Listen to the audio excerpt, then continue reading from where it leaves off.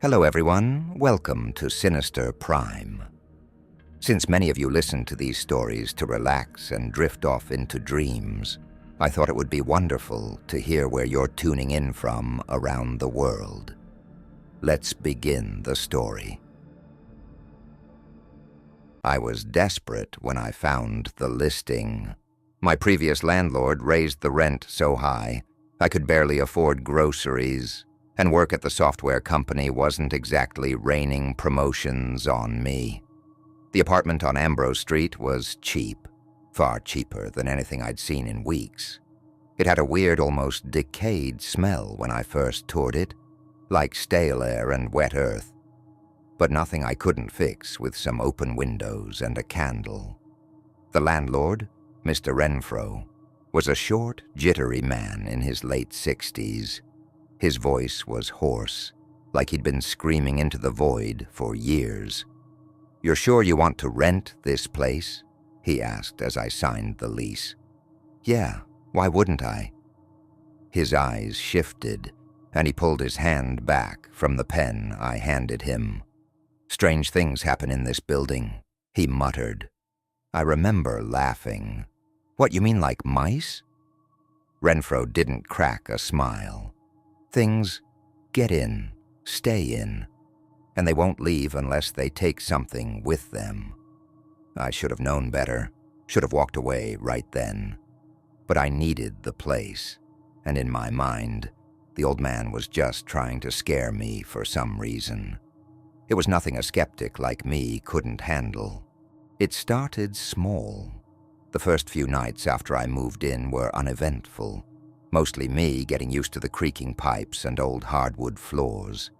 I'd hear noises at night, little clicks and groans, but it was an old building. That's what they did. I set up my bed, hung my clothes, and settled into a routine. But then I began noticing odd things. I'd leave a light on in the kitchen before going to bed, only to find it turned off in the morning. Once or twice, I convinced myself that I must have hit the switch without thinking. Then it escalated. My TV would switch channels on its own, usually to static or some late-night preacher channel, ranting about sin and eternal punishment. I'd wake up in the middle of the night to the sound of glass breaking, rush out to find nothing broken. No one else in the building seemed bothered, though.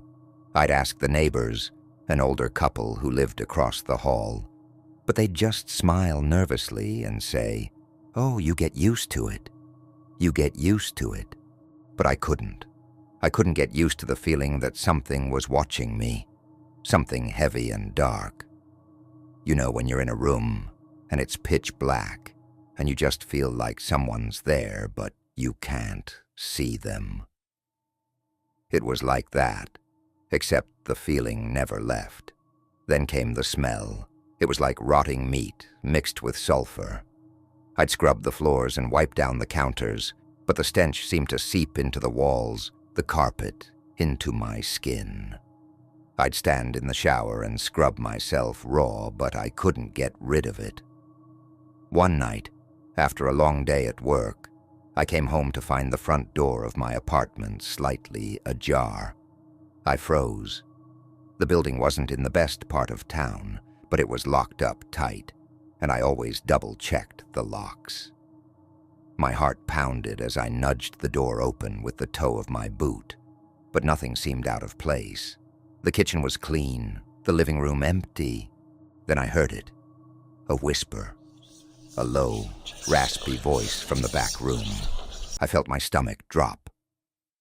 I knew I hadn't left any TVs or radios on, but the sound, it was so faint, almost like it was under the floor or behind the walls. My body moved on instinct, heading toward the voice. I wasn't thinking straight.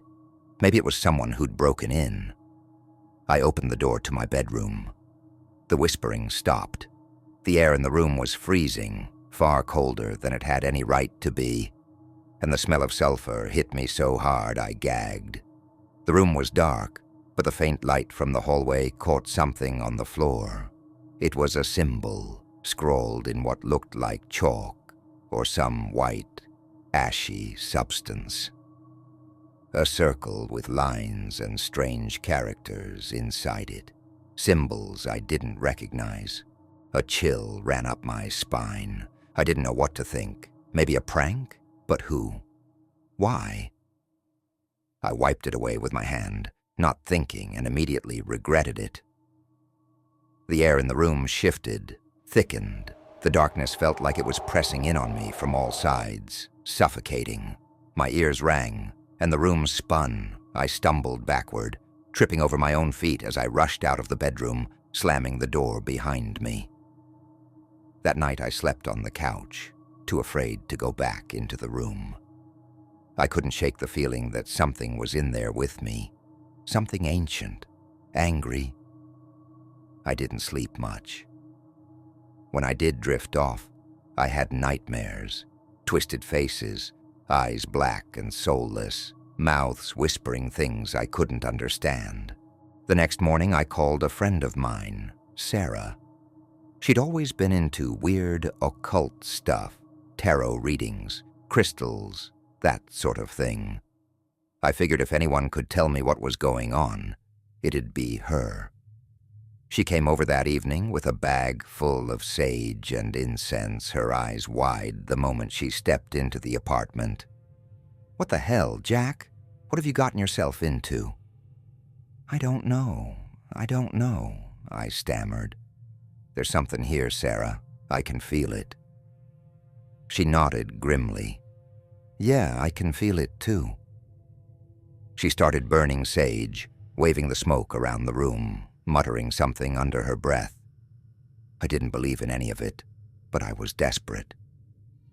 The moment she stepped into the bedroom, though, she stopped cold.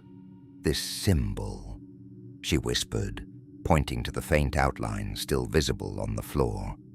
"Jack, this is bad." "What do you mean, bad?" I asked, feeling my stomach tighten. She looked at me, her face pale. "This is a summoning sigil. Someone tried to call something here." "Call what?" "A demon, Jack. Something ancient. Something you don't want around." I laughed nervously, shaking my head. "A demon, really?" "I'm serious, Jack. This symbol, it's old. You don't mess with this kind of thing. Whoever lived here before you, they brought something into this apartment. And it's still here." That night, Sarah stayed with me. She refused to leave, saying it wasn't safe. We sat in the living room, drinking coffee, trying to make sense of it all. She kept glancing toward the hallway that led to my bedroom, her face tense. Around 2 a.m., the temperature in the apartment dropped. I mean, really dropped. We both felt it at the same time, the chill in the air that made our breath visible. And then came the smell, that rotten sulfuric stench, stronger than ever. "Jesus Christ," Sarah whispered, standing up. "Do you smell that?" I nodded, my heart racing. What the hell is happening? Suddenly the lights flickered, then they went out completely, plunging the room into darkness.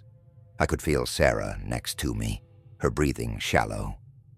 Then came the whispering, low, guttural voices, overlapping one another like a chorus of the damned. They were all around us, coming from every direction. I could barely make out the words, but the tone was unmistakable. It was hate. Pure, raw, unfiltered hate. The air grew thicker, heavier. It felt like something was pressing down on my chest, squeezing the breath out of me. I couldn't move, couldn't speak. I could hear Sarah beside me, gasping for air, but I couldn't help her. I was frozen in place, paralyzed by the weight of whatever was in that room with us. Then I saw it. A shadow moved in the corner of the room, darker than the darkness around it. It was tall, impossibly tall, with long, spindly limbs that seemed to stretch out toward us. Its eyes, if you could call them that, were two burning coals, glowing in the pitch-black room. And its mouth, Its mouth was a twisted, gaping maw filled with jagged black teeth. It whispered my name. Jack. My blood turned to ice. It was calling me, drawing me toward it, beckoning me into the darkness. I could feel its presence in my mind, like it was trying to worm its way into my thoughts, into my soul. I don't know how long I stood there staring at that thing, feeling its cold, inhuman gaze on me. But eventually I found the strength to move. I grabbed Sarah's arm, pulling her toward the front door. "We need to get out," I whispered, my voice trembling. "Now." We stumbled through the darkness, the whispering growing louder, more urgent. I could feel it behind us, that thing, following us, its presence pressing in on me like a physical weight. We burst out of the apartment, slamming the door behind us, and ran down the stairs, not stopping until we were out on the street, gasping for air. We never went back.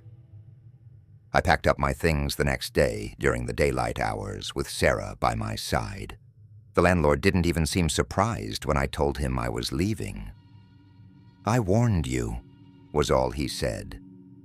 I don't know what was in that apartment, what that thing was that I saw. But I can tell you this, I'm not a skeptic anymore. Some things, some places, they're just evil, and they don't let go easily. Even now, months later, I still hear the whispering in my dreams.